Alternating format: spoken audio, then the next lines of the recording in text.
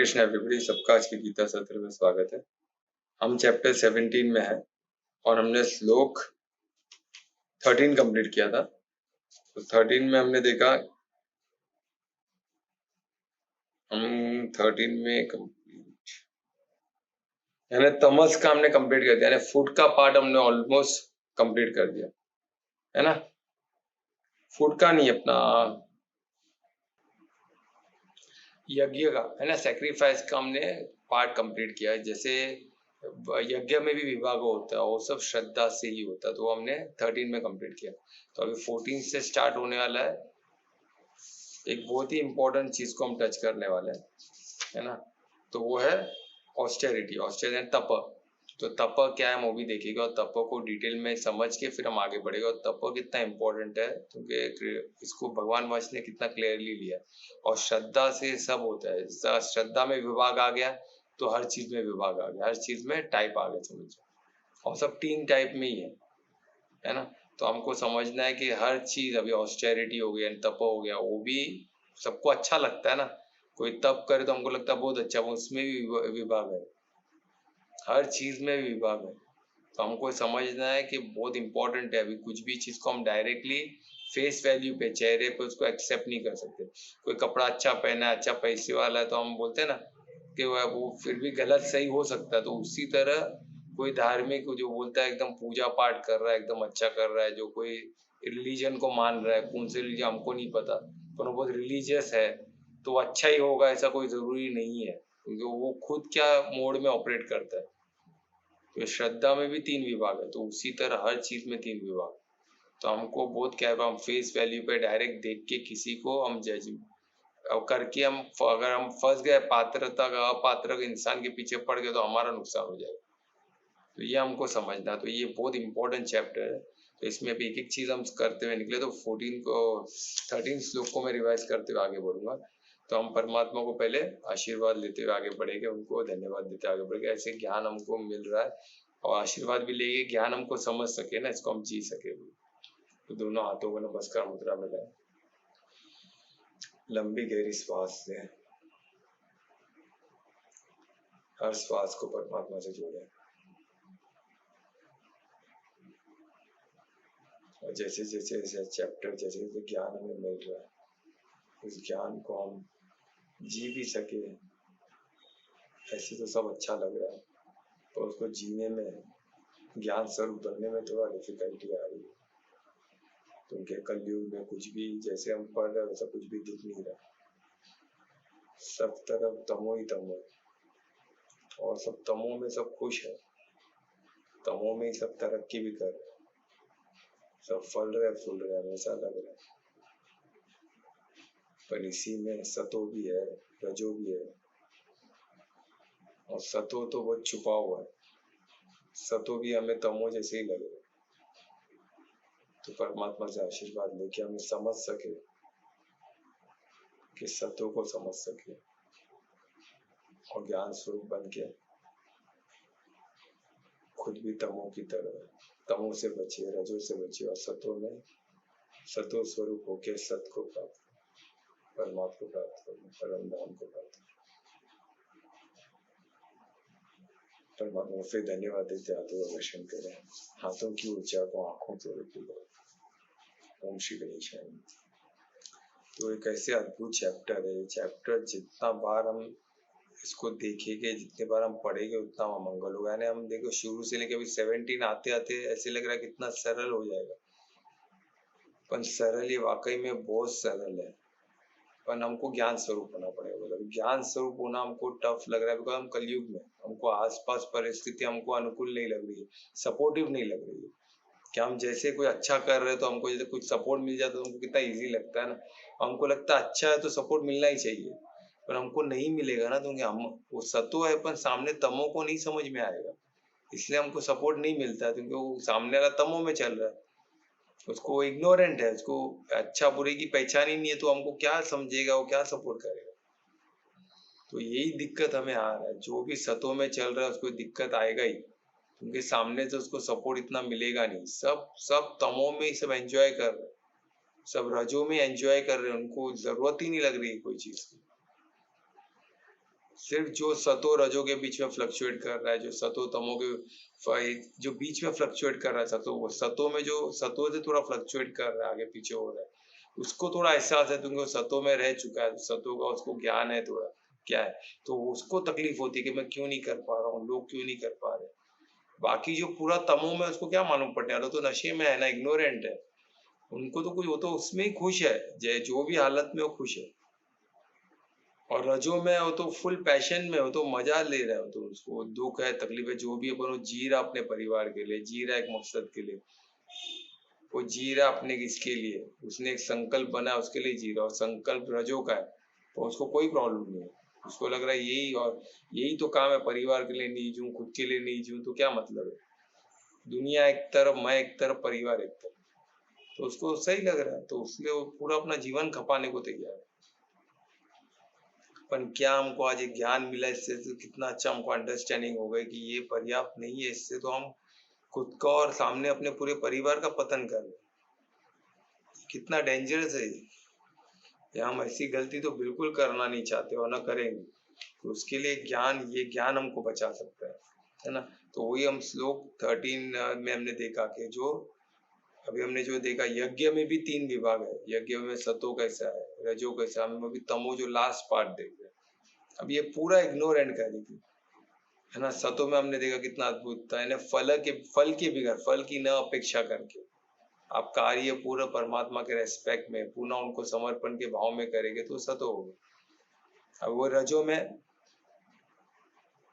आप फल के लिए कर रहे हो, पैशनेट फल, यानी मुझे चाहिए, मेरे परिवार के लिए चाहिए, जिसके लिए मुझे चाहिए तो मुझे करना, अभी करना है तो क्या हो गया, रज हो गया, फुल्ली पैशनेट, और आज के तरीके में उसको बहुत अच्छा माना जाता है, कोई भी इसको गलत नहीं मानते, और उसी में सब लगे हुए।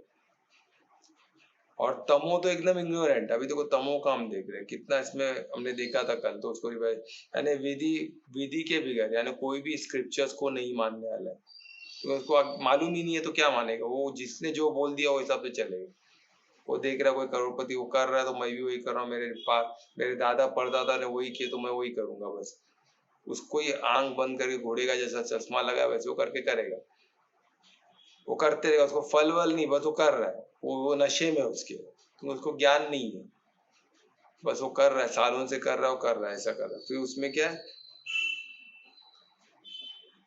और बिगर कोई प्रसाद बांटे, किसी को कोई प्रसाद नहीं, कोई भोग नहीं चढ़ता उसमें, कुछ नहीं, तो स्क्रिप्चर है ही नहीं, कुछ भी है ही नहीं, और प्रसाद नहीं, कुछ भी जो उनका नशे का चीज वही बांटेंगे, व्यर्थ चीज ही बांटेगा, उसको प्रसाद नहीं बनाएगा, प्रसाद की प्योरिटी नहीं रहेगी उनके भोजन में भी, इम्प्योर। हम देखते हैं ना होली प्लेस में मटन बांटा जा रहा है, दारू पिया जा रहा है, उनमें चलता है, वो चलता है तो ठीक है, किधर किधर एक्सेप्टेड है उनको, क्योंकि उन लोग प्योरिटी फूड का मेंटेन नहीं करते, तो वो हमारे इसमें चलेगा नहीं ना, इसमें यज्ञ में तो हम अगर विधि के हिसाब से चलेंगे तो उसमें सब एक्सेप्टेड नहीं है, और इधर एक्सेप्टेड है, तो वो तमो वाले लोग, आप इजीली उनको देख सकते हो, उनके कोई फंक्शन में जाओगे तो इम्प्योरिटी और प्योरिटी का उन लोग ख्याल नहीं रखते, उनको मायने नहीं रहता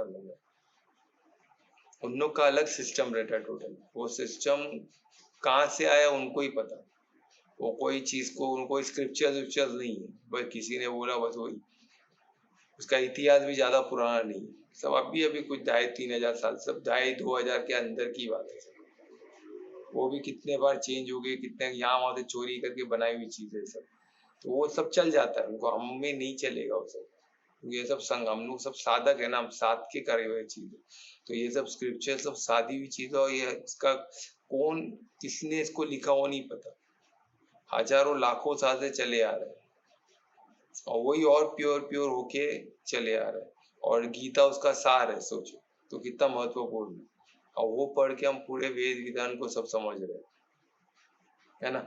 तो वही, और इसमें क्या है ना, मंत्र का कोई मंत्र उच्चारण कुछ नहीं होता है, और कुछ होता है तो उन लोग का अपना चलते रहता है, आप देखो जो भी मंत्र बोले गए, जो सनातन के हिसाब से, सनातन यानी जो स्तन के अंदर, परमात्मा के स्तन के अंदर जिसमें वाइब्रेशन है, जो बीच मंत्र है ओम, उसी का ही अनाधार, तो बाकी सब मंत्र को तो छोड़ ही दो, बीच मंत्र का ही अनाधार है ओम, उनको लगता है ओम बोलने से उनको पाप लग गया, अरे ओम से पूरी सृष्टि बनी है, ओमकार, तो ओमकार बहुत पावरफुल बीच मंत्र है हर क्रिएशन का। उसमें भी तो बिगर बिगर वाइब्रेशन के बिगर होगा क्या? तो वाइब्रेशन ओम का ही बीच वाइब्रेशन, उसके बाद बाकी के वाइब्रेशन आते।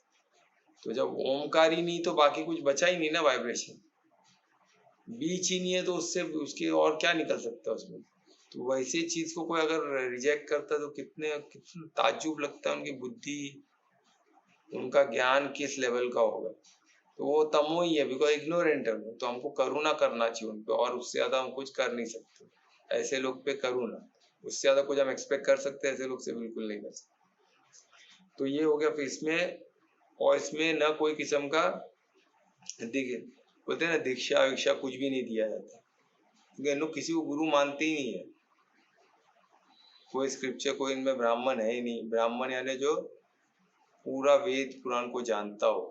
तो इन वेद को इन लोग खुद ही नहीं मानते, तो ब्राह्मण जो वेद पुराण को जानने वाले को क्या रिस्पेक्ट देंगे? उन लोग तो रिजेक्ट ही करते हैं ना। तो वैसे लोग को है ही नहीं, तो उनको किसको क्या, उन लोग दक्षिणा वक्षिणा उन लोगों को सब चीज नहीं रहता है। और श्रद्धा कैसे रहता है? बिगर श्रद्धा के, यानी उनकी श्रद्धा, श्रद्धा को भी लोग इम्पोर्टेंट नहीं देते। उन लोग बस जो कर रहे हो करेंगे, यानी ये सब चीज मिसिंग है। तो ऐसे यज्ञ को हम क्या बोलेंगे? ऐसा यज्ञ जिसमें सब मिसिंग है वो इग्नोरेंट ही होगा ना, वो अज्ञानी होगा। तो ये अज्ञानता वश जो भी होता है वो तमो गुण में जाता है, उसको तम ही समझा जाता है। ऐसे बोल के कृष्ण संबोधित कर रहे हैं अर्जुन को कि जो भी ये चीज को नहीं जान रहा तो वो क्या इग्नोरेंट है, वो अज्ञान है। तो अज्ञान को हम, अज्ञानता को हम अज्ञान के तो मूर्ख निपट मूर्ख बोल के देखेंगे ना करुणा से। तो उसको खुद को नहीं मालूम वो क्या, वो कौन है और वो क्या कर रहा है। वो तमो में है, तमो मोड में उसका बॉडी ऑपरेट हो रहा है, उसको नहीं पता। वो खुद को ही बॉडी समझ रहा है। अगर चालक खुद को चालक गाड़ी समझे, अगर ड्राइवर खुद को गाड़ी समझेगा तो क्या करेगा? वो गाड़ी का हानि है, हानि। वो गाड़ी कभी सही ढंग से चल नहीं सकती। अगर ड्राइवर खुद को ड्राइवर मानेगा तो गाड़ी का ख्याल रखेगा ना। ये सिंपल चीज। तो हम भी, ये जो बॉडी हमारा, उसके हम ड्राइवर है, उसके हम चालक है। हम बॉडी नहीं है। तो बॉडी हमारे 3 मोड में ऑपरेट होता है।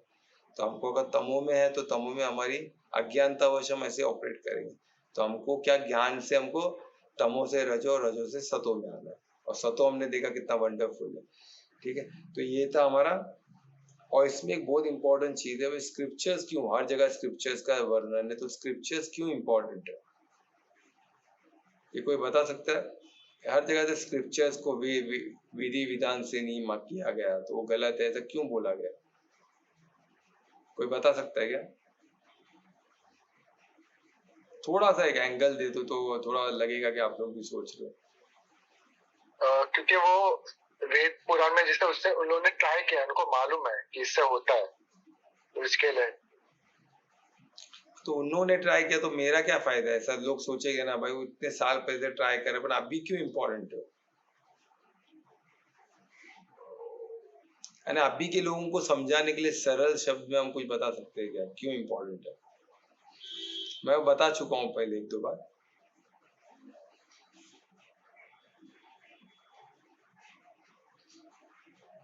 अभी गीता को ही पकड़ लो, गीता भी सब बोलेंगे तो कितने साल पहले बोला गया है ना, या अभी रेलेवेंट थोड़ी ना है। हाँ सर, बोलते कि नहीं बोलते लोग? बोलते हैं। तो अब भी रेलेवेंट नहीं है ना। अभी कृष्ण ने अर्जुन को बोला, ना कृष्ण है ना अर्जुन है, ना महाभारत का वॉर चल रहा है। अभी वो पहले ऐसा वॉर भी नहीं चलता है तलवार वाला, अभी तो सीधा बंदूक मिसाइल चल रहे हैं। हम तो देख रहे हैं ना अभी के वॉर, 5-5 किलोमीटर, 5-5 हजार किलोमीटर दूर से चलाया जा रहा है मिसाइल। तो वॉर की सब सब चेंज हो चुका है, तो उधर ये किस काम का?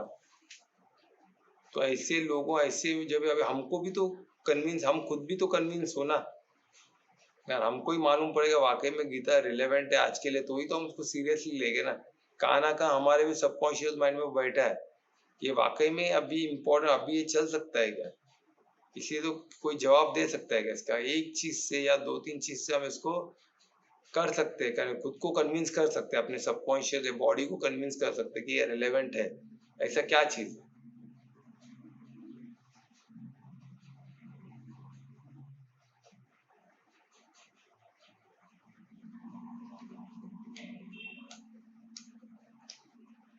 नहीं पता।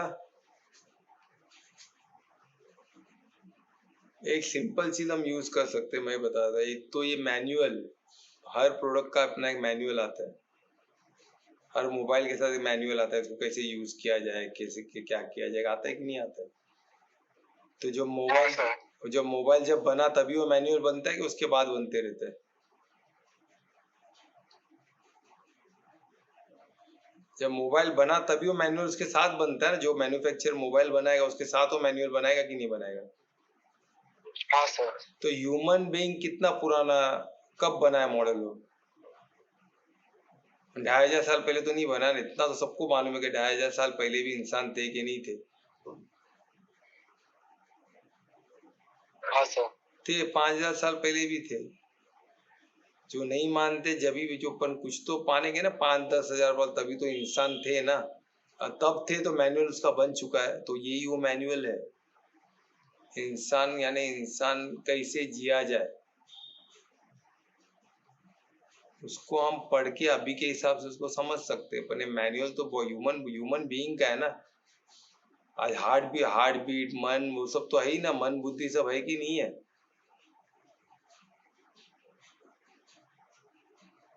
अगर जो खुद को इंसान मानता है उसको ही रिलेट होगा, जो इंसान नहीं मान रहा है, जो जानवर के साथ जी रहा है, उसको रिलेट नहीं होगा। तो जो आप ये बोल दो, अगर वो समझ गया तो ठीक है, नहीं समझा तो अभी समझ जाने का, वो अभी तक इंसान बना नहीं। तो ये योग का जो भी योग शास्त्र है, गीता है, ये हमको जानवर से इंसान बनाता है। सिर्फ ह्यूमन बॉडी मिलने से इंसान नहीं बनता है, कोई ज्ञान से इंसान बनता है।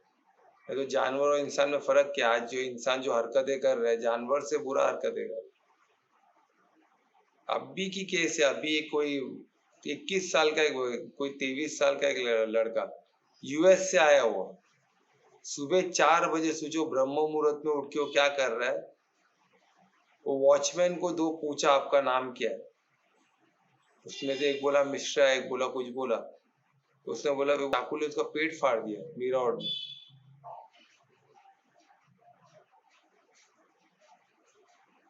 अभी सोचो, अभी क्या बोले ये सब चीज, ये सब क्या, इसको क्या बोलोगे आप। तो ऐसी अगर ये कोई इंसान की तो बात है ही नहीं, तो इंसान बनना तो ये सब सीखना होगा, ये इंसान बनाने की तरीके है। तो जानवर जैसे ही जीना होगा, तो क्या कर सकते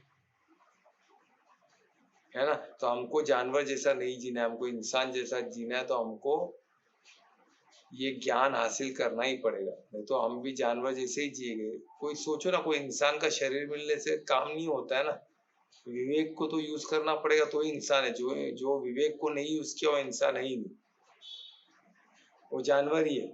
अभी अभी चाहिए तो चाहिए, ये सब जानवर का काम है। भूख लगा मार के खाओ उसको, उन लोग प्रोग्राम है, उन लोग को करेंगे। वो आज जमाने से वैसे के वैसे ही, अभी तक कुछ चेंज नहीं हुआ उनमें। ये तो इंसान है जो चेंज हुए, तुम उनको बुद्धि दी गई है, विवेक है, उसको यूज कर सकते हैं। पर विवेक को नहीं, उन्होंने बाकी रीजनिंग पावर सबको यूज करके तरक्की तो कर दी है, पर विवेक को यूज करके वो तरक्की को दिशा नहीं दे पाए, और इसलिए सब प्रॉब्लम हो रहा है। जो ग्लोबल वार्मिंग हो रहा है, जो ये दरिंदर पना दिख रहा है ना, वो सब उसी के, तो विवेक का इस्तेमाल नहीं हो रहा। ठीक है, तो इसमें हमको क्या मिल रहा है, एक मैनुअल मिल रहा है हमको, एक ये मिल रहा है कि किस तरह इंसान को जिया जाए इसकी। और ये स्क्रिप्चर से क्यों मिलता है, क्योंकि कहाँ ना कहाँ एक तो कॉमन ग्राउंड होना चाहिए। दो सबको चॉइस दिया है, पर चॉइस ये सही है गलत, सब बोलेगा मैं जो चॉइस कर रहा हूँ वो सही है, तो किधर तो कॉमन ग्राउंड चाहिए ना। तो कॉमन ग्राउंड जो सालों से जो हमारे पूर्वज लोग करते आ रहे, जो इंसान लोग, जो पहले जमाने के जो इंसान थे, जो करते करते करते, और उनको हजारों साल लगे ये चीज लिखने। अगर उन्होंने कुछ लिखा है कि इस तरह इंसान खुद के कॉमन ग्राउंड पे अपने आप को सुधार सकता है, उसमें प्रॉब्लम क्या है उसको यूज कर रहे हैं।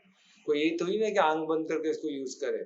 आप इसको देखे कि विवेक में इसको यूज करके देखे, अगर आपको लगता है कि आपको मदद किया तो आप करो, नहीं तो मत करो। ये कोई 10 कमांडमेंट्स तो ही ना है, इसको समझने के लिए भी समझ आता है ना। तो आपको साधना, उसको तो बोलते साधक बनने का मतलब इसको लेके साधो, कोई इसको आंख बंद करके फॉलो करो नहीं होता है। इसमें इसको ज्ञान को, इसको एक शब्द को समझो, शब्द के पीछे का भाव अर्थ को समझो, भाव अर्थ के पीछे उसको अनुभव तक लेके जाओ। जिस दिन अनुभव हो गया तब वो आपका ज्ञान होता है। ये थोड़ी ना ज्ञान है, तो इन्फॉर्मेशन ही है। पर ये कौन से इन्फॉर्मेशन है? जो हमारे पूर्वजों ने, जो हमारे ऋषि मुनियों, जो तभी के साइंटिस्ट थे, उन्होंने ये बॉडी को रख के साधा है। कोई इंस्ट्रूमेंट को एक लैब में नहीं साधा है, कोई इंस्ट्रूमेंट। ये बॉडी उनका इंस्ट्रूमेंट, उनको और दूसरा काम ही नहीं था। ये बॉडी को ही साधना था ना, इसलिए तो हमको इतना प्योर चीज मिला है। न टीवी था, न मोबाइल था, न कुछ था, कोई डिस्ट्रैक्शन था ही नहीं। वो यही काम था उनका। आज तो दुनिया भर का डिस्ट्रैक्शन है। कहाँ से कोई खुद को 1 मिनट शांति से बैठ नहीं सकता इंसान।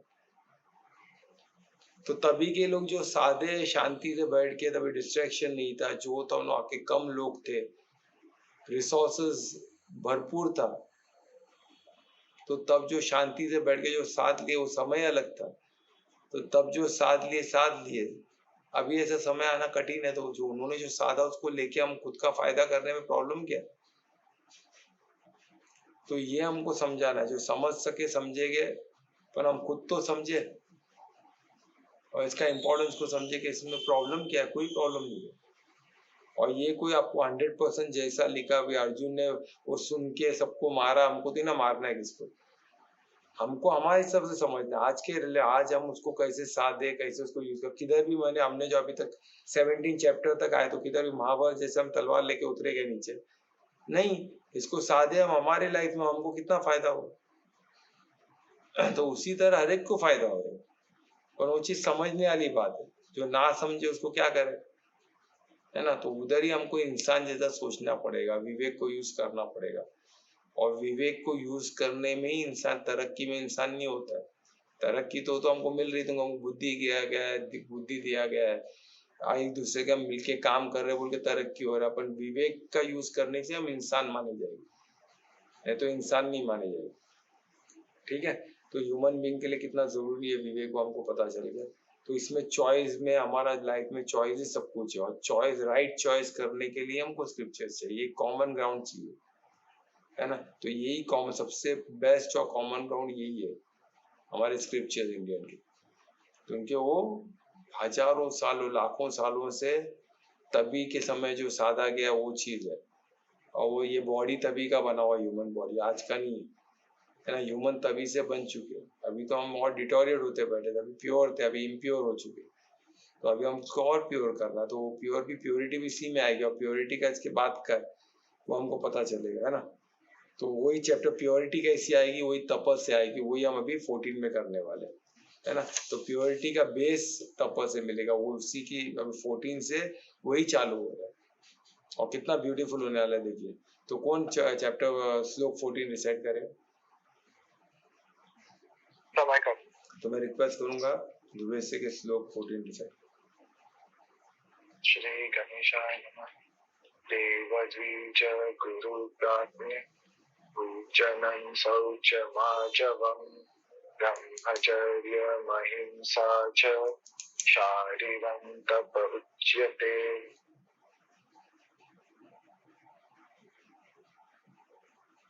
धन्यवाद ध्रुवेश, बहुत अच्छा आपने रिसाइट किया। अभी कैसा देखिए, अभी तप यानी ऑस्टेरिटी, इसको जो बोलो तप यानी क्या होता है कि तपना।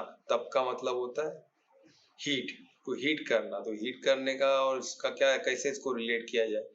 अभी तप यानी तप करना, यानी तप को ज्यादातर हीट से रिलेट करते। तो मैं हीट का एग्जांपल देते हैं, हम तप पे आएंगे। अभी हीटअप करके क्या करते हैं, मेटल को हीट करता तो क्यों हीट किया जाता है? उसको प्योर करने के लिए, उसको एक शेप देने के लिए, उसको शेप देना हो या उसको प्योरिटी करना हो, तो उसके लिए मेटल को हीट करना है। तो उसको हम हमको जैसा वेसल चाहिए वैसा हम नहीं बना पाएंगे। या तो उसको प्योर भी करना हो तो हमको उसको हीट करना पड़ता है, उसमें जब इम्प्योरिटीज निकलना चालू होती है, ऊपर आ जाती है प्योरिटीज। फिर जो बचता है प्योर लोहा बचता है, उसमें बहुत वो जो भी मेटल बचेगा प्योर बचेगा। और प्योर मेटल में उसकी सब कैरेक्टर दिखने आते हैं, तो उसको हम बेंड कर, और जब हीट करते हो मेल्ट भी होता है, तो उसको हम अपने शेप में उसको यूज, हमको जो शेप चाहिए वो शेप में उसको, उसका फॉर्म भी चेंज कर सकते हैं। सिर्फ प्योरिटी नहीं, उसको ट्रांसफॉर्म भी कर सकते हैं, ऐसी चीज में ट्रांसफॉर्म जो यूजफुल रहे। तो यही तप, यही हीट क्या हम बॉडी को यूज करके उसको प्यूरिफाई और उसको ट्रांसफॉर्म कर सकते हैं, बिल्कुल कर सकते हैं। वो उसी पर ऐसे क्या हम तो खुद को आग में जलाए, वो उसका मतलब नहीं है। अपन तप यानी प्योरिटी और ट्रांसफॉर्म को रिलेट करता है उसमें। तो हमको तप को ऐसे सोचना है कि उसको हमको प्यूरिफाई, खुद को प्यूरिफाई करना और खुद को ट्रांसफॉर्म करना, तो उसको इंग्लिश में ऑस्टेरिटी बोलते हैं, तो वो हमको उस तरह से समझना है। ठीक है, तो इसमें तप का क्या मतलब है? अभी तप यानी किसको प्योर करना है, तो इसमें गीता में हमको भगवान वाच, कृष्ण वाच जो भगवान वाच है उसमें 3 चीज पे बोला गया। ठीक है, एक है बॉडी, जिसको हम बॉडी को प्योर भी करेंगे, उसको ट्रांसफॉर्म भी करेंगे, और सेकंड बोला गया स्पीच, जो कितना ब्यूटीफुल है, स्पीच कितना इंपॉर्टेंट है, हम जब तो श्लोक पे आगे तब देखेंगे, तो स्पीच पे बोला गया सेकंड, और थर्ड बोला गया मन को, यानी तीनों हमको तपो से, पर ये तीन मोड नहीं हो रहा है, ये अभी सिर्फ ये हो रहा है कि तीन चीज को तप की बात की है, तो पहले 3 को बताएंगे।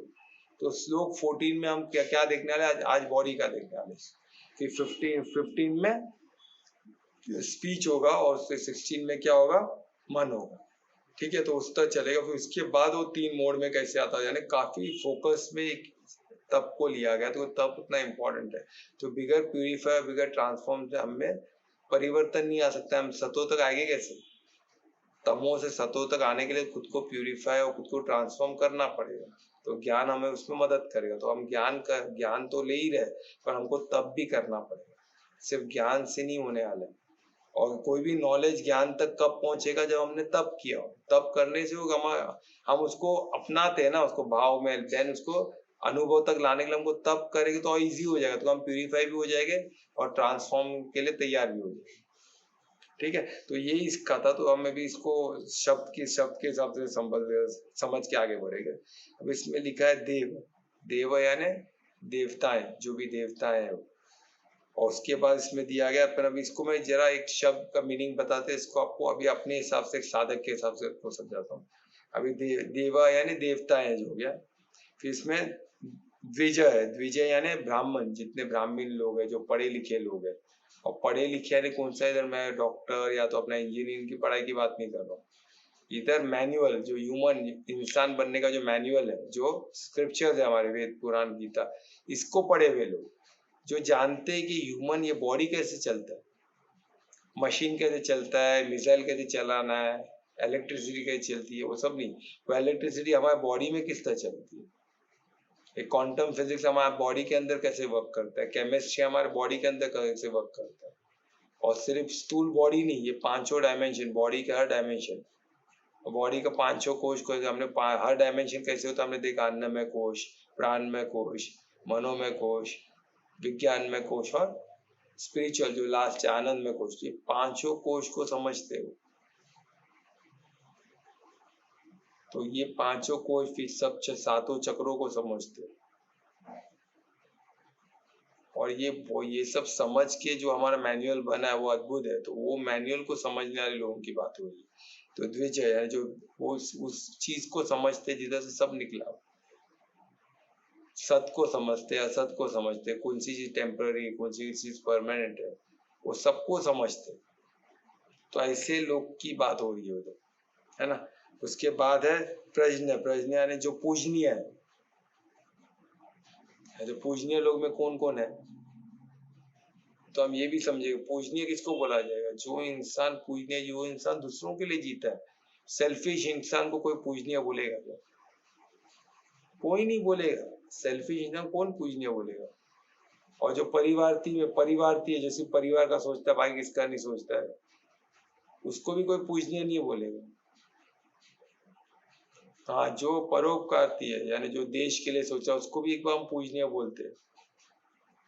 जो देश के लिए लड़ रहे हैं उनको, है ना, उनको भी हम पूजनीय बोलते हैं। पर जो परमार्थी है, जो पूरी सृष्टि को अपना परिवार मानता हो, उसमें आपके देशवासी भी हो गए, उसमें आपका परिवार भी हो गया, उसमें हर एक इंसान भी हो गया, तो वो तो पूजनीय होगा ना,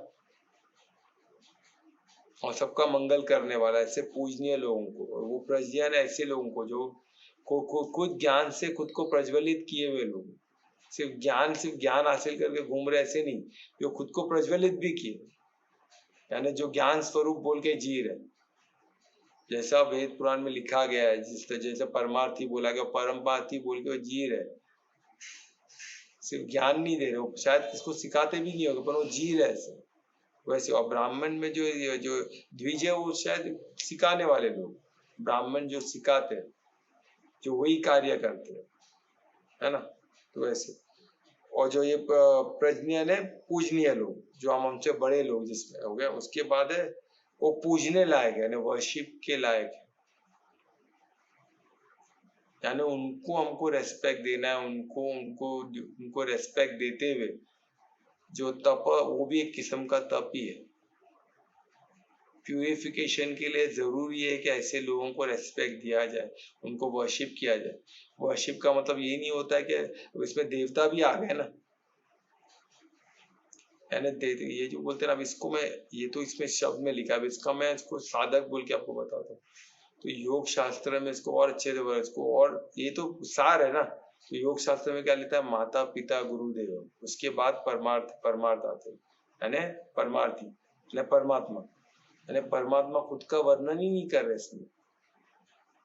उन्होंने देव देवी देवता की बात किया, उन्होंने खुद का बात किया ही नहीं, क्योंकि वो आप देवता को पूजो तो भी उन तक ही पहुंचने वाला है, वो उसको एक्सेप्ट करते 100%। ऐसा नहीं कि आप देवता को पूजोगे तो परमात्मा को नहीं पूजोगे तो आपको कोई मिलेगा ही नहीं, आप परमार्थी नहीं बन सकते, ऐसा नहीं है। अगर कोई अपने देवी देवता को, अपने इष्ट को पूछता है तो वो भी परम धाम जा सकता है, कोई ऐसा नहीं है, और उसको तो आप पूर्ण समर्पण से पूजो, और परमात्मा की ऐश्वर्य बोल के पूजो। ये नहीं कि मेरा देवता को मैं मान रहा तो बाकी सब देवता बेकार। सब देवी देवता परमात्मा के ही स्वरूप है, उनके ही ऐश्वर्य। तो हमको उसमें भेदभाव नहीं करना है, क्योंकि एंड ऑफ द डे हमको पता है परमार्थी, जैसे कृष्ण परमार्थी थे तो उनका ऐश्वर्य हमने देखा ना, उनका विराट रूप देखा, सब कुछ उसमें ही है, तो फिर क्या क्या फर्क है, सब एक ही है, वही कृष्ण ही बता रहे, सब मुझ में ही समाया हुआ है। परमार्थी कृष्ण के मुख से बोले सब कुछ मुझ में समा, मैं कृष्ण मेरा सौम्य रूप है। तो जब हमको ये समझ में आ गया, उसके बावजूद भी हम छोटी छोटी चीज को लेके कंफ्यूज होना, ये क्या दर्शाता है कि हम इसको ज्ञान को, इसको हम, इस पे हमारा, इसको हम प्रमाण नहीं मानते, इस पे कहा ना कहा इस पे विश्वास नहीं करते, पूर्ण समर्पित हम नहीं है। और जिधर पूर्ण, इसमें किसका नुकसान है, परमात्मा का नुकसान है, हमारा ही नुकसान है। आप बोले नहीं परमात्मा मेरे सामने आके बात करे तो ही मैं मानू, अरे कर भी दे तो नहीं मानेंगे, तभी भी तो बहुत लोग नहीं माने थे। दुर्योधन कहाँ माना था कि कृष्ण ही परमार्थी है, उनके मुख से ही परमात्मा बोल रहे, कौन माना, तभी भी नहीं माने थे लोग, आज भी नहीं मानेंगे, तो मतलब ही नहीं, वो चीज का कोई मतलब नहीं है। मतलब ये चीज का है कि आप इसको पहले साधो, तो ऐसे साधक बन के, अगर आपके काम का है तो मानो, नहीं काम का तो मत मानो, सिंपल। एक बार आप साधक बन के कुछ साधोगे तो आपको दिखेगा ये काम का ही है, बाकी कुछ कुछ काम का नहीं, यही काम का, बाकी सब व्यर्थ है, बाकी सब बेकार। पर एक बार साधक बन के साधो तो सही, वो इम्पोर्टेंट है।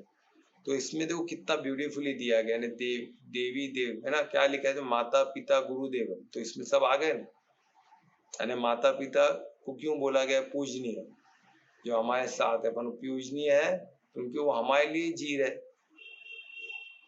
पर वो पूजनीय भी है कि हमको देखना है, कोई को हर माता पिता पूजनीय नहीं होते, पर वो छोटे बच्चे के लिए तो वही सब कुछ है, तो उनके बगैर उनका है कौन, तो वो पूर्ण समर्पित रहते हैं माता पर। जब वो खुद का विवेक जागृत हो गया, खुद बड़े हो गए, तब उनको देखना पड़ेगा वाकई में पूजनीय है कि नहीं। अगर वो नहीं है तो उनके पीछे पड़े रहना खुद का भी और उनका भी नुकसान है, उनको भी ज्ञान स्वरूप बनाना पड़ेगा।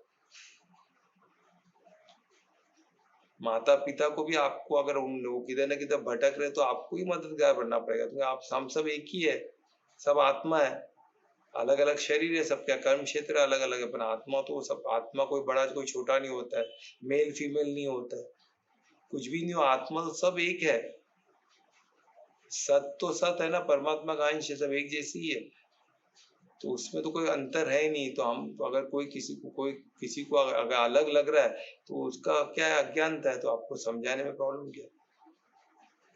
फिर बाद में आपको जब जब माता पिता के बाद आपको गुरु, वही जिधर ब्राह्मण आ गए,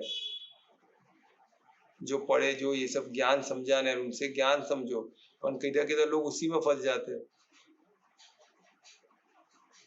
उसी में फंस जाते हैं, उसी में, उस गुरु को ही नहीं छोड़ते, बस गुरु मिल गया सब हो गया काम, अब गुरु को ही नहीं छोड़ता है, वही सब कुछ है। अभी गुरु में अटक गए तो भी आपका नुकसान है। तो एक गुरु रास्ता दिखाने वाला है, उसको पकड़ लेके तो रास्ते में आगे कैसे बढ़ोगे आप? उन्होंने रास्ता दिखा दिया, आपको चल के परम धाम तक पहुंचना है ना।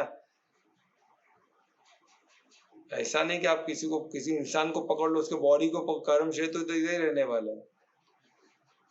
तो गुरु के अंदर की आत्मा जब निकल के जाएगी तो वो अपनी जर्नी, आप उसको आत्मा को तो ही ना पकड़ सकते हो, वो अपने जर्नी में है। आपको आपके आत्मा को जर्नी देना है, दिशा देना है, तो आपको ये शरीर को सतों में लाना होगा, फिर शुद्ध सतों में आना पड़ेगा, फिर परमात्मा को साधना होगा। किधर गुरु में फंस गए तो भी प्रॉब्लम है, गुरु को ही भेद के आगे निकलना पड़ेगा। फिर देवी देवता को भी एंड ऑफ द डे आपको ये समझना, वो परमात्मा के स्वरूप है, उनके थ्रू परमात्मा को साधना होगा और तब आप जाके परम धाम पहुंचोगे। तो वो इसमें दिशा दी है ना। तो सब कुछ परमात्मा के अंदर है, सब परमात्मा, इसलिए परमात्मा को सर्वव्यापी बोलते हैं ना। इसका मतलब तो ये नहीं कि हर एक में परमात्मा, तो उसी को पूजना, वो हम सब परमात्मा के अंदर है, तो हम भी है उसमें, है ना। हमारा बॉडी भी उसमें ही है, तो इसमें हो गया, उसको पूजनीय वर्शिप करके, फिर वर्शिप करके हो गया ऐसा नहीं। फिर हमको प्यूरिटी के लिए भी कुछ करना पड़ेगा ना, हमको ट्रांसफॉर्म करने के लिए तो हम ये सब करेंगे, पर हमको खुद को प्यूरिफाई करने के लिए क्या करना पड़ेगा? तो तप उसके लिए भी है ना, प्यूरिफिकेशन के लिए भी। तो हमको शौच, तो शौच बोलते साथ सबको क्या लगता है? क्लीन, नहाया धोया हो गया काम। नहाना धोना तो सिर्फ ऊपर की क्लीनलीनेस, अंदर का कौन क्लीनलीनेस करेगा? तो इसमें प्योरिटी की बात हो रही है, सिर्फ क्लीनलीनेस नहीं है, प्योरिटी। यानी बॉडी को अब नहाओगे तो ऊपर का क्लीन होगा, वो तो है ही, उसके अलावा आपको प्योरिटी पे भी ध्यान देना है। एक मिनट, आपको प्योरिटी भी ध्यान देना। प्योरिटी पे कैसे ध्यान देना है? कोई तप करके आपको सोच, यानी पूरा आप आत्मा हो, ये चीज को समझना है। आप बॉडी कॉन्शियस हो गए और प्योर हो जाएगा, ऐसा नहीं है। आपको आत्मिक स्थिति में आना होगा, है ना। आपको ये एक एक चीज को क्लियर करना पड़ेगा ना। आप बॉडी हो, ना मन हो, ना बुद्धि हो, आप ये सब नहीं हो, ये सब टेम्पररी है। आप सत हो, आप असत नहीं हो। असत यानी टेम्पररी, सत्य यानी परमानेंट, जो अविनाशी है, जिसका नाश नहीं हो सकता। ठीक है, तो ये चीज का तो आपकी प्योरिटी होती रहेगी। उसके बाद क्या है? स्वच्छ हो गया यानी प्योरिटी, पवित्रता हो गया। उसके बाद है अर्जवम यानी सरलता। अब इस सरलता को भी लोग कंफ्यूज हो जाते हैं। सरल होना यानी सिंप्लिसिटी यानी एकदम ट्रांसपेरेंट रहना। ये नहीं कि हर जगह अलग अलग, आपको देख के सब ज्ञान स्वरूप ही समझे बस, आप कॉम्प्लिकेटेड नहीं लगे सबको। हर जगह खुद ही, आप ऐसे भी लोग हैं जो हर इंसान को अलग अलग बोलते, तो खुद ही भूल जाते किसको क्या बोले। एक ही चीज का तो ये बहुत खुद को वो बहुत सारे आप एक ही बॉडी में लेके बहुत सारे पर्सनैलिटी को जी रहे हो, हर एक को अलग तरीके से बात करना। अरे आप एक ज्ञान स्वरूप बन के जियो ना, बहुत हो गया, कोई कॉम्प्लिकेशन क्यों चाहिए? तो सरलता का मतलब ये होता है, कोई सरलता से कुछ सरल लैंग्वेज वो सब नहीं है। सरलता से मतलब एक तरीका है, ज्ञान स्वरूप बन के जीना, एकदम सिंपल, कॉम्प्लिकेटेड नहीं। हर इंसान को आप अलग दिखो तो क्या मतलब है? बस ज्ञान स्वरूप है, सबको समझ में आ रहा है, आप कॉम्प्लिकेटेड नहीं है। कभी ये कभी वो, आज कुछ बोल रहे हो, कल कुछ बोल रहे हो, अरे बाप रे, बोले सब बोले बहुत कॉम्प्लिकेटेड इंसान है, कुछ आधा तो समझ में ही नहीं आता क्या बोलते हो, और हर बार अलग अलग चीज बात करते रहते, तो कॉम्प्लिकेटेड, और फिर खुद ही भूल जाते हैं कल क्या बात की। तो ये सब तो कोई रेस्पेक्ट ही नहीं देगा ना। हमको एकदम सरल रहना है। सरलता का मतलब ज्ञान स्वरूप बन के एकदम सिंपल, ट्रांसपेरेंट, यानी हम जो है वही दिख रहे, वही बोल रहे। ये नहीं कि बुद्धि में कुछ चल रहा है, सोच कुछ रहे, बोल कुछ रहे और कर कुछ रहे, ये फिर कॉम्प्लिकेटेड हो जाता है। अभी उन्होंने बोला कुछ था, कर कुछ रहे। आपने कुछ बोला और उसने आपको कल कुछ और करते हुए देख लिया, तो खत्म हो गई बात ना, मैच ही नहीं हो रहा है ना, कॉम्प्लिकेटेड लगेगा। अरे क्या भाई, कुछ ये क्या वही इंसान है कि क्या कोई और बात है, या कुछ क्या हो गया उनको, तो कंफ्यूज होगा ना। अब कुछ सोच कुछ रहे, तो आप खुद आपके बॉडी को कॉम्प्लिकेट कर रहे हो। बॉडी सोचेगा भाई क्या बोल, सोचे कुछ, कर कुछ रहे, बोल कुछ रहे, आपका बॉडी सबकॉन्शियस माइंड भी कॉम्प्लिकेटेड में कॉम्प्लिसिटी में पड़ा है, तो सरल हो ही नहीं सकता, कुछ भी सरल नहीं है। तो इस सरल को आपको वो लेवल पे देखना है कि आप ट्रांसपेरेंट हो, जो सोच रहे हो वही भूल रहे हैं ना, आपके अंदर के हर कोश को आप ट्रांसपेरेंट हो, फर्क नहीं है आप में। आप जो आत्मिक स्थिति में, जो वही आत्मा स्थिति में रहने का वही एडवांटेज है कि आप सब चारों कोश को वही लगो। आप बुद्धि से कुछ सोच रहे हो, मन से कुछ भाव आपका अलग फॉर्म हो रहा है, स्वार्थ घुसा हुआ है उधर, और कर रहे हो कुछ और ही तीसरा चीज, तो बॉडी भी हिल जाएगा ना भाई, उसको भी कॉम्प्लिकेटेड लगेगा। तो हमको सरलता उस लेवल से बात होगी, है ना। तो हमको समझ ये नहीं कि सरल यानी एकदम सिंपल, एकदम मैं सिंपल कपड़ा पहना हूँ तो मैं सरल हूँ, ऐसा नहीं। कि इसमें ब्रह्मचार्य, अभी ब्रह्मचार्य में भी इधर भी सबका प्रॉब्लम है, सबको ब्रह्मचार्य अभी जैसा दिनचर्या है वैसे ब्रह्मचर्य। अभी उस तरह से समझना हो तो साधक बोल के हमको तो सबको ब्रह्मचर्य वो तो एक ही से समझ में आता है, क्या सेलिबेसी, काम से दूर रहना। तो काम को कामनाएं नहीं मानते उन्होंने, काम यानी उनका वही एक ही चीज है, इंटरकोर्स, सेलिबेसी में रहना। और जो सेलिबेसी करते हो तो खुद को एकदम ग्रेट ही समझते हैं, बाकी दुनिया भर का चोरी सब करे, गलत सोचेगा सब चलेगा, ऐसा नहीं है। ये ब्रह्मचर्या की बात हो रही है। ब्रह्मचर्या ने अपना दिनचर्या को ब्रह्मचर्या में कन्वर्ट करना, यानी ब्राह्मण लोग का जो चर्या है, सुबह ब्रह्म मुहूर्त में उठना, ब्रह्म ज्ञान को हासिल करना और ब्रह्म ज्ञान के हिसाब से ज्ञान स्वरूप बन के जीना, खान पान से लेके सब कुछ ब्राह्मण के हिसाब से करना। ये पॉसिबल है सबको? नहीं है तो आज कौन ब्रह्मचर्य है बताओ? सिर्फ सेलिब्रेसी है बोल के ब्रह्मचार्य हो गया, ऐसा नहीं है। सिर्फ ब्राह्मण के घर में पैदा हो गया इसलिए ब्रह्मचार्य, ऐसा भी नहीं है। ब्रह्मचर्य का पालन कर रहे हैं क्या, पूरा दिनचर्या उनका ब्राह्मण जैसा है क्या? ब्रह्म ज्ञान उनके पास है क्या? ब्रह्म ज्ञान के हिसाब से ज्ञान स्वरूप बन के जी रहे क्या? नहीं तो ब्राह्मण पुत्र हो सकते हैं, पर वो ब्रह्मचर्या नहीं है, ब्राह्मण नहीं है। क्योंकि वो ब्रह्मचर्या, वो उनका दिनचर्या ब्रह्मचर्या ऐसा नहीं, उनका अलग है। वो रोज सुबह लेट उठते हैं, सुबह उठ के कुछ भी खाते पीते हैं, वो बिजनेस कर रहे हैं, तो वो वैष्णव हो गए ना, ब्राह्मण कहाँ से हो गए? जो मिलिट्री में है, पुलिस में, वो क्या हो गए? वो क्षत्रिय के इसमें हो गए, वर्णम हो गए, वो ब्राह्मण तो नहीं है। तो ये हमको समझना होगा। जिनको ज्ञान नहीं है, वो ब्रह्म ज्ञान नहीं है, वो ब्राह्मण नहीं है, वो कोई ब्रह्मचर्या उनका फॉलो नहीं हो रहा है, उनका सब नॉर्मल दिनचर्या है। तो जैसा दिनचर्या वैसा उनको हम संबोधित करें, उनको ब्राह्मण तो बोल के नहीं करें। तो जो ब्रह्मचर्य का पालन करता है, जो ब्रह्मचर्य का पालन करता है, वो ऑस्टेरिटी में सबसे बेस्ट है, तप में सबसे बेस्ट है, क्योंकि उनकी प्योरिटी 100% प्योर रहेगी। तो ब्रह्म ज्ञान से ही आपको ब्रह्म ज्ञान हासिल करना और उसके हिसाब से जीवन जीना ही तो प्योरिटी है, और क्या। और आप ट्रांसफॉर्म ब्राह्मण बन गया ना, खुद को अपने ट्रांसफॉर्म कर लिया। तो ये सबसे इम्पोर्टेंट है। तो ये सब चीज है। और इसमें अभी इसमें और एक शब्द है अहिंसा। अभी अहिंसा को भी लेके कॉम्प्लिकेटेशन। अभी लोग क्या करते हैं, अहिंसा को बोल देते हैं अहिंसा, यानी मैं किसी को मारना नहीं हो तो मैं सही हूँ। जैसे अर्जुन को कौन प्रॉब्लम हो गया था, मैं अपने गुरु को क्यों मारूं, अहिंसा में क्यों करूं, है क्षत्रिय, सब क्षत्रिय के तो फेमस हो गए, नाम वाम सब हासिल कर दिया भाई साहब ने। अब जब काम का बात आया, धर्म की स्थापना के लड़ने आया, तो बोलता मैं अहिंसा क्यों करूं।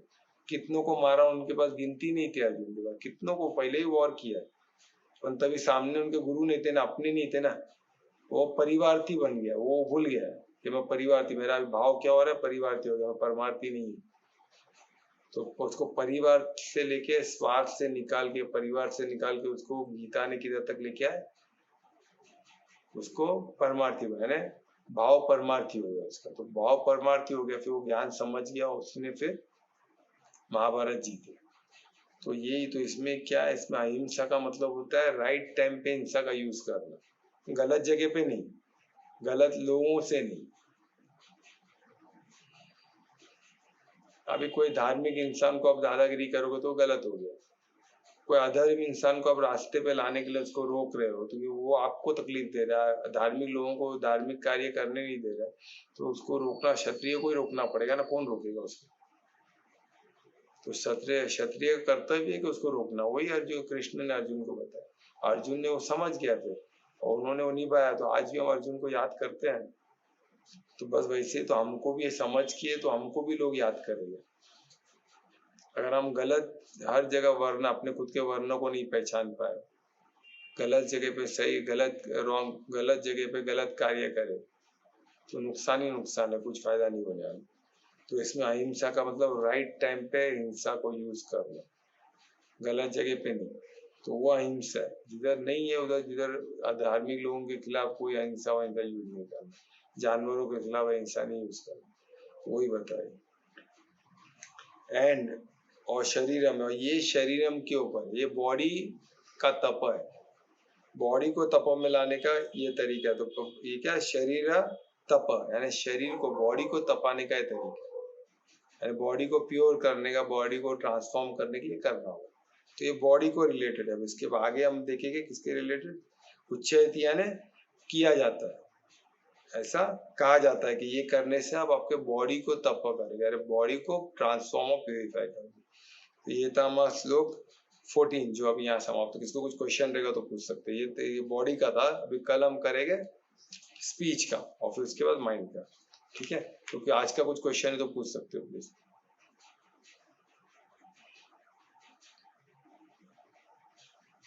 कुछ पूछना है किसको? सेलिब्रेशन का है ना, हाँ तो उसमें सेल्फ डिस्टेंस बोल सकता है क्या क्या? जो ब्रह्मचर्य है ना, हाँ लिखा है इसमें, तो उसको सेल्फ डिस्टेंस भी देख सकते हैं। वैसे सेल्फ डिस्टेंस रहना, क्या सेल्फ रिस्ट्रेन, सेल्फ रेस्ट्रेन तो तप में आ गया ना। सेल्फ रेस्ट्रेन यानी क्या, चाहते हुए भी नहीं करना, नहीं फोकस स्पिरिचुअल ग्रोथ पर रखना। अरे फोकस, अभी एक जगह पे फोकस हो तो बाकी आप एक टाइम पे एक ही चीज कर सकते हो ना। हाँ। अगर हमने एक जगह पे फोकस किया, अगर हमारा वो फोकस नहीं, अगर ध्यान की तो हो जाता है, फोकस नहीं है, एकाग्रता की कमी है, पूर्ण तरह एकाग्रता हासिल ही नहीं किया। एकाग्रता हो गया यानी दूसरा कुछ है ही नहीं है। अभी अर्जुन को जब गुरु बोलते ध्यान कर, तो उसको तो चिड़िया का आंख ही दिखा ना, बाकी कुछ दिखा नहीं ना। दुर्योधन को तो क्या क्या दिख रहा था, झाड़ दिख रहा था, झाड़ पे पेड़ दिख रहे थे, पत्ते दिख रहे, सब दिख रहे थे। और द्रोण का जो लड़का था ना अश्वत्थामा, उसको तो गुरु उसके डैडी दिख रहे थे, उसका चरण दिख रहा था, चरण स्पर्श सब कर रहा था उधर। तो गुरु ने क्या किया, उसको तो बहुत अच्छी बात आप बोले, कोई बोले तो बहुत अच्छी बात है, उसका ध्यान सब तरफ है। अपने गुरु को भी देख रहा है, उनके चरण भी स्पर्श कर रहा है, झाड़ भी दिख रहा है, चिड़िया भी दिख रही है, चिड़िया का आंख भी, सब सब पूरी दुनिया दिख रही है उसको। तो उसको क्या बोला गुरु ने, तू बैठ जा बाजू में, यानी यू आर नॉट फिट। उसका मतलब ये होता है सबको सबको बुलाया, सब जन ने कुछ ना कुछ ऐड किया, यानी किधर न किधर एकाग्रता से जिधर लक्ष्य पे नहीं था। तो अर्जुन को बोला, लास्ट में अर्जुन को बोला, अर्जुन ने बोला मुझे सिर्फ और सिर्फ मेरे को पक्षी की आंख दिख रही है, बाकी मुझे कुछ नहीं दिख रहा है मुझे। तो बोला बिल्कुल सही, हम लगा निशाना और मारा, उसने भेज दिया। उसको बोलते हैं कि बाकी कुछ दिखना ही नहीं चाहिए, अगर दिख रहा है तो एकाग्रता ही नहीं, तो है ना। तो हमको क्या करने, पहले एकाग्रता को लाना पड़ेगा, तो उसके लिए तप करना पड़ेगा, बाकी चीज से खुद को प्यूरिफाई करना पड़ेगा। और अभी हमने ये बॉडी का देखा, उसके बाद स्पीच और मन, ये सब हो जाएगा तो तीनों मिलके तप कंप्लीट होता है। तो ऐसा नहीं कि बॉडी का करेगा तो मन चंचल है, मन तो करने ही नहीं देगा आपको, ये तीनों एक साथ चलेगा। अब ये बॉडी का हमने देखे ना, तो जैसा हम कल स्पीच ले गए, फिर उसके बाद परसों बॉडी ले गए, तो मन ले गए, तो ये हम तीनों मिला के आपको सब क्लियरिफाई हो जाएगा। ठीक है दुरेश? हाँ सर। आज से बॉडी का सोचोगे, बॉडी में अपन फोकस, एकाग्रता है ना, फोकस एक ही होता है। अगर 10 चीजें आ रही है तो फोकस नहीं है, फिर इसमें एकाग्रता में ही कमी हो गई। ठीक है, और कोई किसको कोई क्वेश्चन है?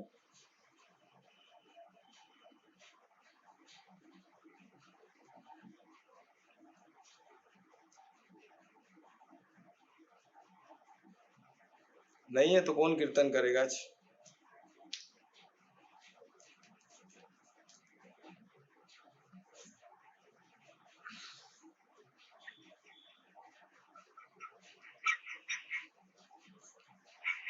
कीर्तन कौन करने वाला है? अनीता कर रही है। अनीता कर रही हो? चलो तो मैं रिक्वेस्ट करूंगा अनीता को आज का कीर्तन। हरे कृष्णा।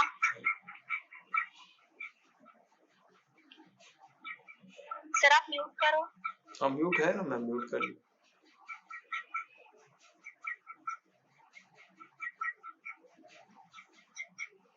जय जय नारायण नारायण हरि हरि, नारायण नारायण हरि हरि। तेरी लीला तेरी लीला तेरी लीला सबसे न्यारी न्यारी। हरे हरे तेरी लीला सबसे न्यारी न्यारी। हरि हरि प्रभु के नाम का पारस जो झूले वो हो जाए सोना, वो हो जाए सोना। दो अक्षर का शब्द हरि है लेकिन बड़ा सलोना, लेकिन बड़ा सलोना। उनके संकट टाले भारी भारी। हरि हरि जय जय नारायण नारायण हरि, स्वामी नारायण नारायण हरि हरि। जय जय नारायण नारायण हरि हरि। तेरी लीला सबसे न्यारी नारी। हरि हरि तेरी महिमा प्रभु है प्यारी प्यारी। हरि हरि जय जय नारायण नारायण हरि हरि। प्रभु नारायण नारायण हरि हरि। हरे कृष्णा। हरि बोल। बहुत अच्छे अनीता, बहुत अच्छा आपने कीर्तन किया। वही परमात्मा की लीला न्यारी न्यारी है, उनकी लीला बहुत न्यारी है। तो उनकी लीला को हम पूर्णतः समझ नहीं पाएंगे, इसलिए भक्ति में पूर्ण समर्पण से उसमें विस्मय में खो जाने का वाव बोल के वाव स्टेट होता है। जो चीज समझती नहीं पर हमको लगता है वो बहुत अद्भुत है तो वाव स्टेट में रहते, विस्मय में रहते, तो वैसे रहना। वही योग दर्शन का प्रमुख भक्ति में वैसे ही होता है ना, इसलिए तो वाव स्टेट में रहते, विस्मय में रहते। तो महामंत्र भी करोगी अनीता? हाँ सर। तो मैं रिक्वेस्ट करूंगा अनीता से महामंत्र।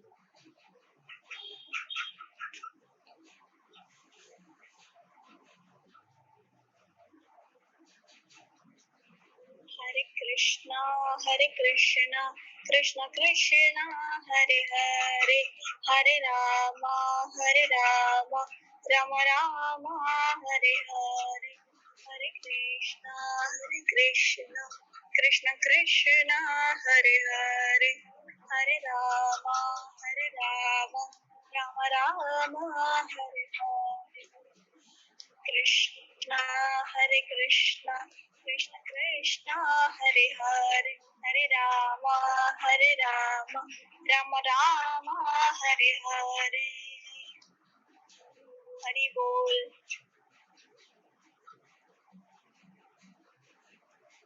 हाँ धन्यवाद अनीता, बहुत अच्छा आपने कीर्तन महामंत्र किया एक नए अंदाज में, बहुत अच्छा लगा, धन्यवाद। तो इस महामंत्र के साथ आज का सेशन यहाँ समाप्त करते, कल फिर मिलेंगे। शुभ रात्रि, सबका मंगल हो। धन्यवाद। धन्यवाद सर। शुभ रात्रि। शुभ रात्रि। धन्यवाद।